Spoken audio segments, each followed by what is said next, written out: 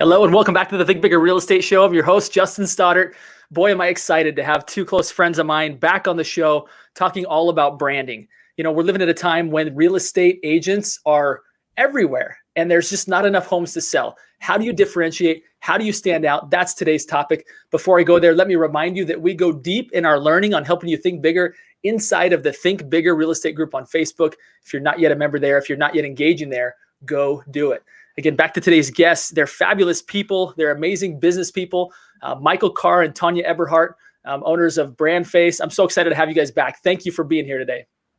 Hey, we are psyched. Yeah, thank you, Justin. We always love being on your show. Thank you so much. It's a pleasure. Now, you two have a pretty storied background yourself. Michael, you're really kind of the king of like auctions, right? Tell us a little bit about your background and how you and Tanya met, and that actually kind of made this partnership come to be, to where you guys are really kind of now teaching other people what made your business skyrocket, right? Yeah, it's my favorite subject. I started off at a high school. I had a job becoming an engineer and didn't want to be an engineer. I wanted to be an auctioneer. And the guy that trained me to be an auctioneer in the automobile said, get your real estate license. You can make a little extra money. I did that in 1994, just sort of played around with it, didn't do much. Bought my own portfolio, rental portfolio, things like that. 2000, I opened up my own brokerage, still continued just to do that. It was just me. I had a part-time agent, didn't do anything ever and that sort of thing. But, you know, it was an umbrella in which I could work under. And then in 2006, I partnered with a company out of Irvine, California, and we went after the Bear Stearns residential portfolio, and we got it. And we thought it'd be about 3 years worth of work. It turned out to be 7. I ended up with a broker's license and auctioneer's license in over 30 states. And I've been actively involved in over 78,000 residential transactions and still counting. But auctioneers are always working themselves out of a job. And of course, I was an investor in Atlanta. I did not want us to be in the tank, you know, for years and years and years. I was rooting for the market to come back, the real estate market, residential real estate market to come back, just like everybody else. Came back to Atlanta, did not want to retire. But I was looking around, still investing in some property, bought some property. The agent that I bought the property from, she liked working with me, and she goes, look, you know, in the little bitty town that we live in, there's really no competition. You should open up a brokerage. And so I let her talk me into it, and I did that. And then about 2 months later, she said, hey, your marketing stinks, like is horrific. And you need we need some marketing out here. And she said, you need to meet my niece. And so then I get a phone call from Tanya. And she's like, I don't know if you're supposed to be calling me or I'm supposed to be calling you, but Carolyn keeps saying that you're expecting me to call. And of course, Carolyn was telling me that I was expecting, Tanya was expecting my call. And so when Tanya did it, it was a total setup from word go. And we still thank her every day for putting that together. And the company began to grow under the principles that Tanya has taught and learned over her career that effectively became BrandFace. And I tell people now it's the secret to my success. I just do what she tells me. And so our company continued to grow and grow and grow. We did so good with it. She said, would you please help me write a second book, which is targeted at real estate agents. And let's teach other real estate agents what I've taught you and what you can show works.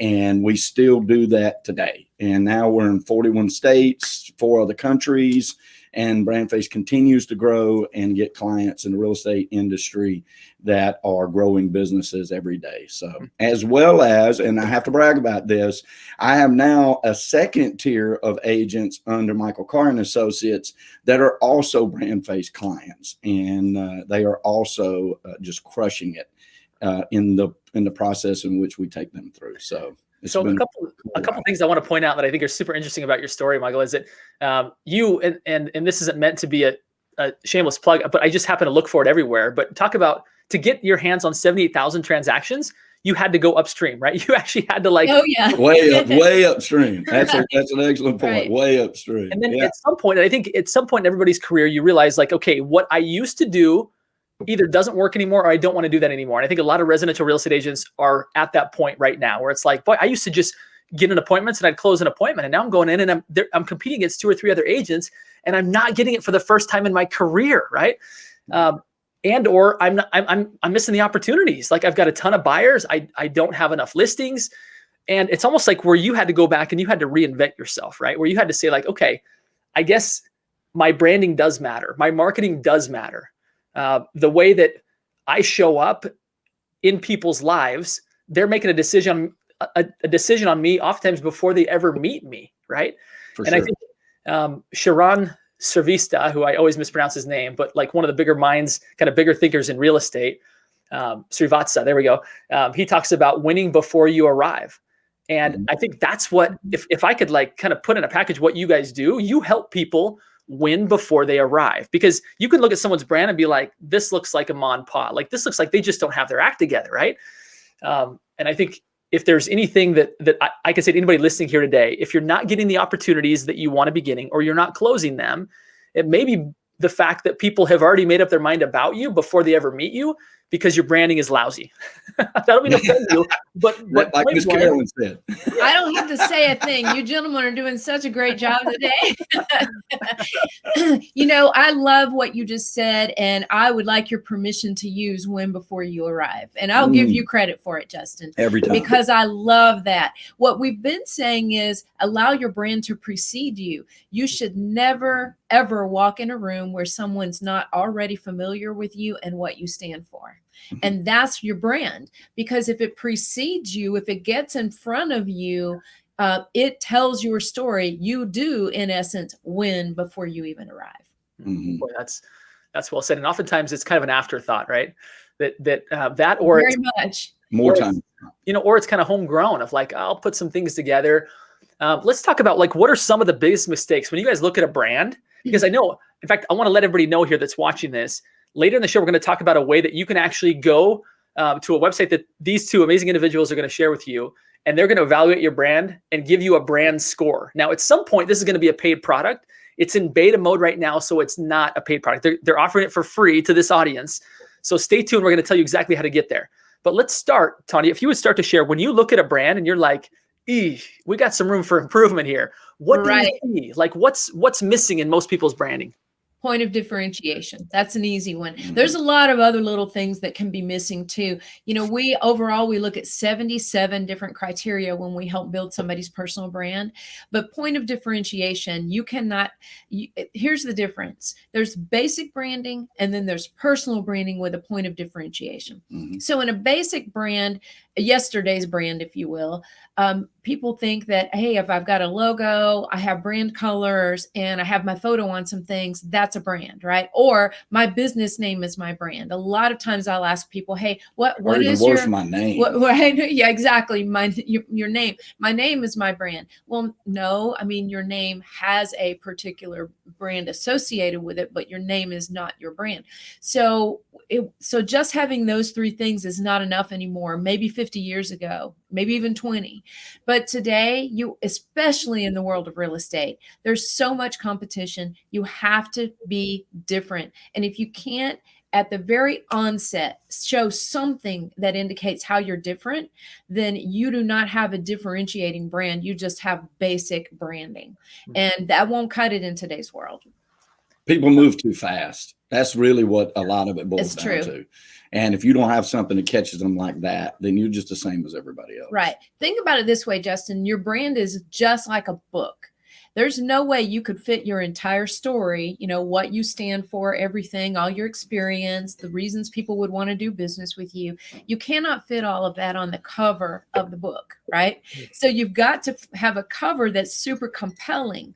And a lot of times we use a brand identifier. A lot of other people might call it a slogan or a tagline, but that's something that really kind of sets the tone and direction for what you are known for. So it captures their attention right away. It makes them go, right? And makes them say, let me learn more. It's what makes them crack open that book. That's why a title of a book is so very important. That your book right behind you, the Upstream Model, right? People look at that. Those are not words that everybody uses. Right? They're not typical everyday words. And the Upstream Model is exactly what you were talking about, early. It's positioning yourself so that you do win before you arrive. It's positioning yourself so you can walk into the big meetings. It's funny. Now, you guys have been Amazon bestsellers. It was funny because I had some people who said, "Hey, congratulations on becoming an international bestseller." And I said, it's interesting because people actually buy the book. Like, obviously they look at the cover and buy the book, like they read a paragraph, but it's actually like, it's not really a best-selling book. It's really a best-selling cover, right? Like they haven't read the book. They haven't given a review on the book yet. That's a good point. That's an excellent That's point. a very good point. Until you get to a certain point, right? Yeah. And then you have so many people that have read it and thought, hey, this is great. They reviewed it. They've referred it to other people. Right. Then you can't necessarily say Right. it's a best-selling cover anymore. But you're right. In the beginning, that's all you've got is the cover. And that's why we say allow that brand to precede you, even starting with the tiniest little things. Infuse it everywhere and don't miss a thing. I sure love that analogy of the book because it really speaks to me right now. It's interesting because my publisher came back with a suggestion on what the cover of the book should be, and it looked like it wasn't that good. It looked like very vanilla, kind of like arrows pointing up, like help you grow your business, and it was kind of like looked like clip art, right? Look And like so- 1,000 other books on the same Yes. shelf, right? And I'm saying this because I want agents to realize the fact that your company oftentimes will give you branding that they've kind of created for everybody. It's kind of like, I heard this analogy once from a guy by the name of Tony Giordano, who talked about how there's like, when you go to work for a big company, they assign everybody a company car. And the company car is kind of like it's like a Nissan Camry, right? Or a Toyota Camry, there we go. Like Yeah. it's not meant to stand out. It's just meant to get you from A to B.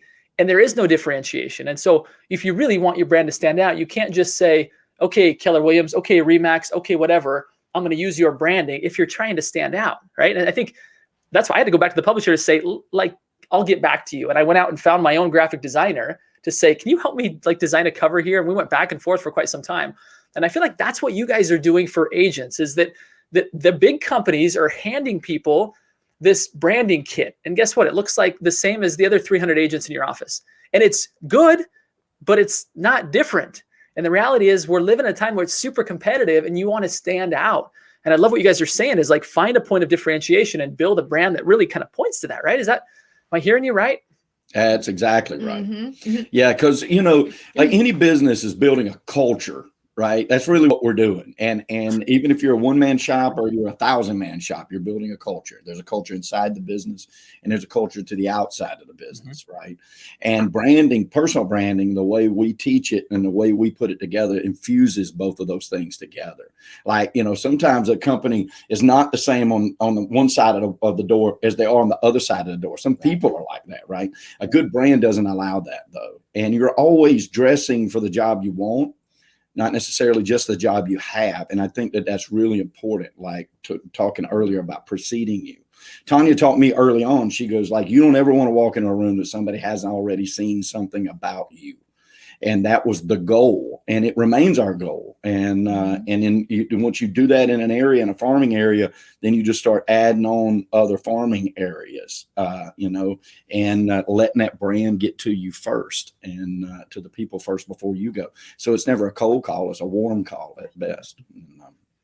It's a powerful concept. Go ahead. I want to go back to one thing you said is that, you've got a lot of Keller Williams, a lot of the Remax agents out there, and those brands, those business brands are strong and they're great brands, but it's doesn't define you, the individual. So, and what's happening in the real estate world right now is we have a lot of those big box brokerages kind of turning out what we call real estate robots, where all of their cards look alike, all their websites look alike.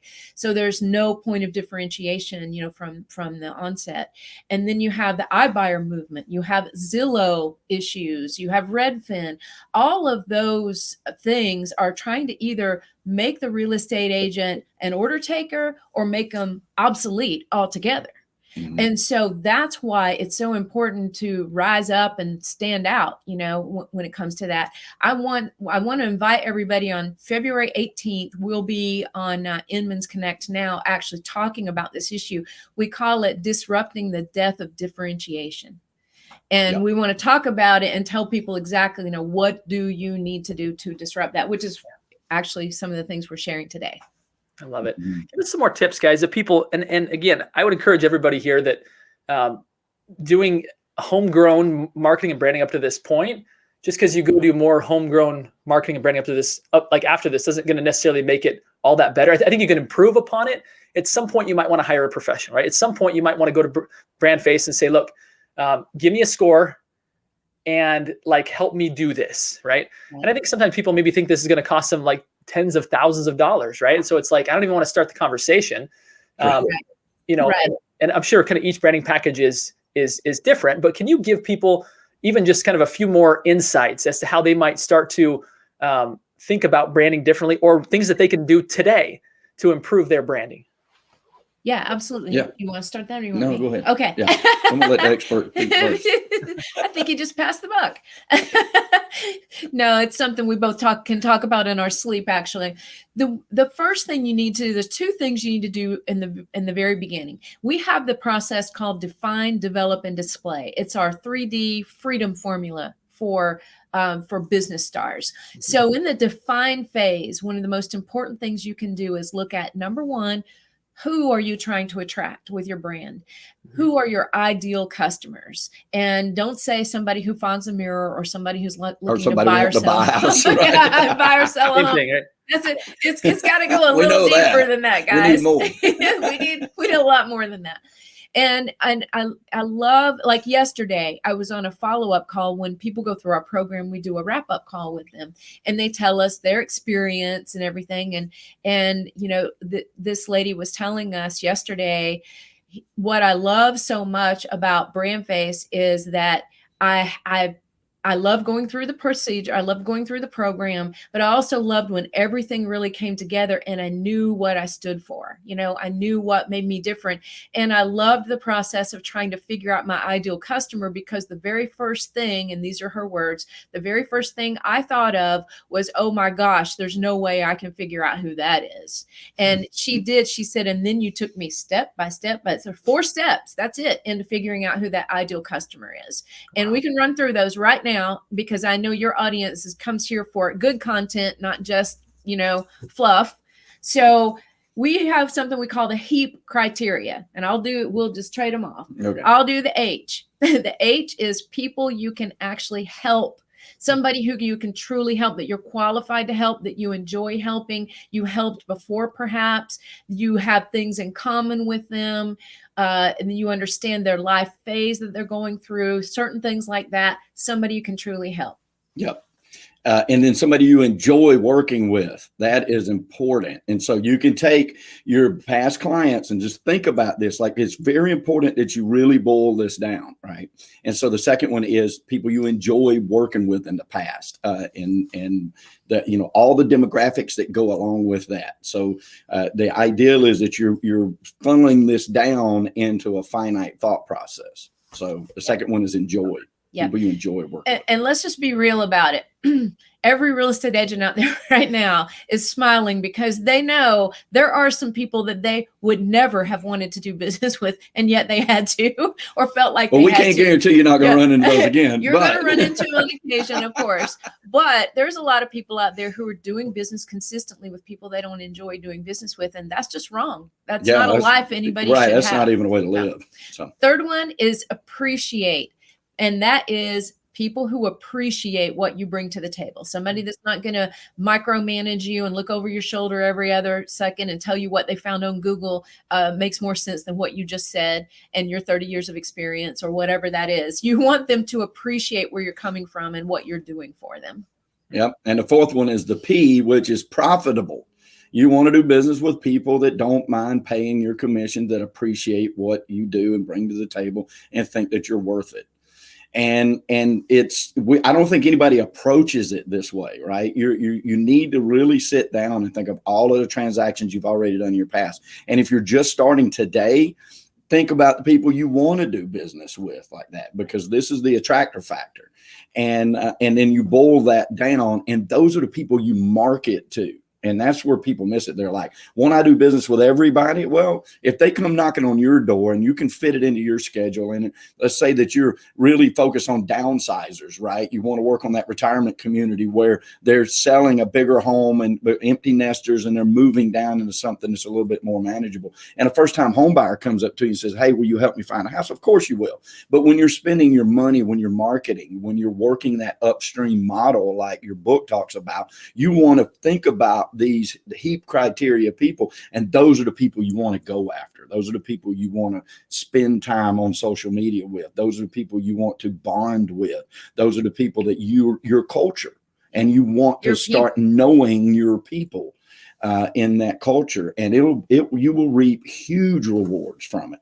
Man, that is so simple, you guys. I mean, just what you just described there. I think everybody in their mind, as you were going through that exercise, could start to identify who are the people that I can help, that I enjoy, that I appreciate, that are profitable. Like, you just simplified it so much. Absolutely love that. I think everybody can take that, apply it into their business. For those that are really wanting to go deeper, get a brand score, you guys know who to talk to. These guys have shown their expertise, and how cool you're speaking at Inman. That's fantastic. Just another feather in your cap for all the great things you guys are doing. I want to kind of move now in fact, let's do this. Before we jump to the final segment, I want to ask, where do people go to get this brand score that you're talking about? Okay, it's easy. Brandfacescore.com. Man. Brandfacescore.com. Perfect. Brandfacescore.com. We'll put that in the show notes as well. But go there. Again, this is a free product right now for this audience. It's not going to be free for long. So go take advantage of it. It's a great opportunity for you to get some feedback from some experts on your brand. Where are you missing? Where are you off? Right?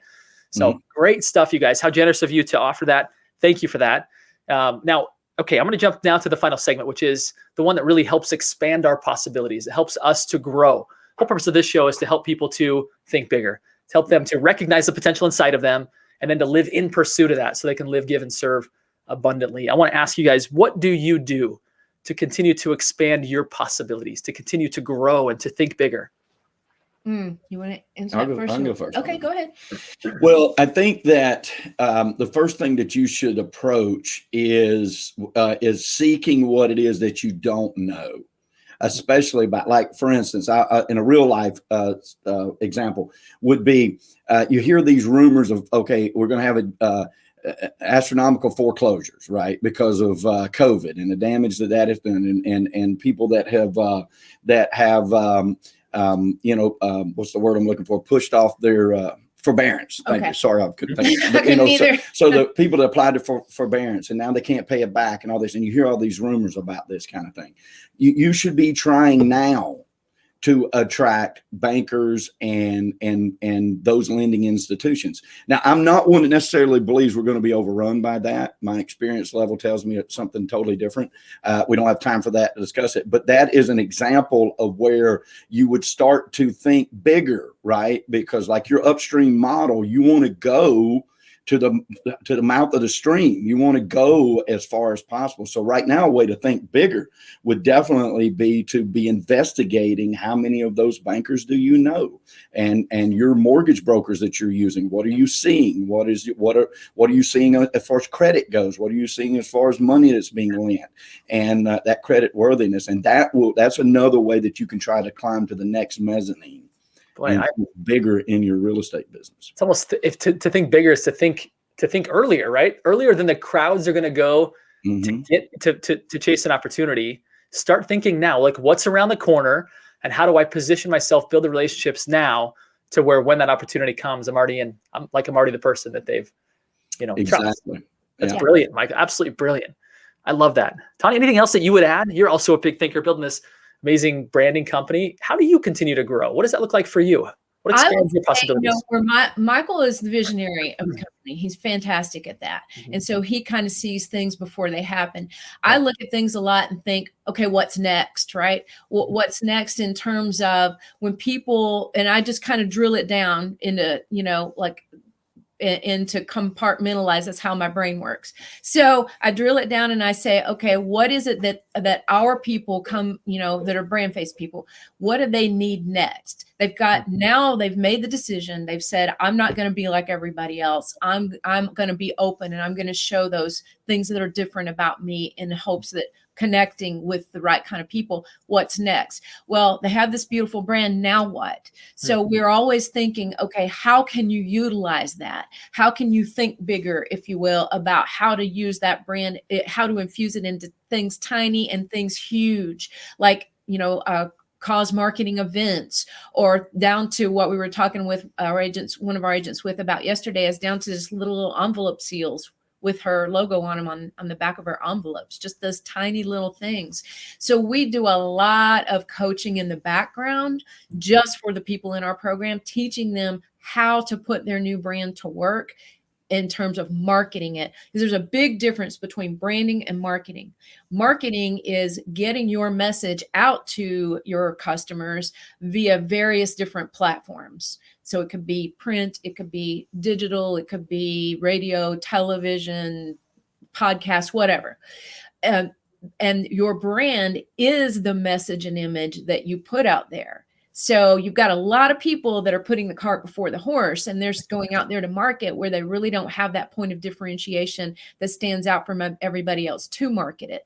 So that we help them figure out what it is that makes them different first, and then later, how do you use that brand? So that's kind of like the next steps. Boy, I love that, like, a lot. Here's what kind of the way that I would translate that into my terms, right? Which is, like, at any given point, you got to be asking, not only how can I serve my customer at the highest level now, but, like, what are they going to need next? Like, what a way to not only create a happy customer, but a customer for life. If you're always anticipating, and then what are they going to need? And then what are they going to need? And then what are they going to need? If we can start to think like that, that's a beautiful way to think bigger, because we're solving problems before maybe they even know that they have a problem, right? And who else would you want to be partnered with than somebody that is looking out for not just today, but tomorrow as well? It's powerful, Tony. So good. You guys are amazing. Yeah, because if you think about it, like, the average person moves 7 times in their lifetime. NAR taught us years ago that every customer that we have is worth, around $85,000, right, in lifetime commissions. But we don't think about it like we should. And so many times we see agents, they fight to grab somebody, and they get them, and then we close it and they cash the check, and then they don't think about them ever again. And really, you've got to, that is a soldier for you that's going to be out there taking your brand with them. Right. And so how we can apply and infuse those brands on the tiny steps, and also be looking down the road 3 years later when they're going to have that need to grow again, or when that next child comes, or when that youngest child graduates college or graduates high school and goes to college. If you're thinking about your clients that way, you're infusing your life into them, you're thinking bigger, and you're not going to hold on to all of them. But how much money, if you start to think about how much money do you spend, how much time do you spend to just get one? And now that you've got it, how much time are you going to have to spend to keep them loyal? Probably a whole lot less. And we find that as long as your brand is continuing to be there and you're continuing to keep them in your sphere, then you're growing that you're nurturing what you have. So powerful, you two. It's such a pleasure to not only be friends with you, but to be always learning from you. So thank you so much for your contribution to the show today. I want to thank everybody for tuning in. And I want to remind you that the purpose, again, of this show is to help you to think bigger. So my final request are these 3 words, and they are: go think bigger. Thank you, Michael. Thank you, Tony. Appreciate you both very much. Thank you, Justin. Thank you so much.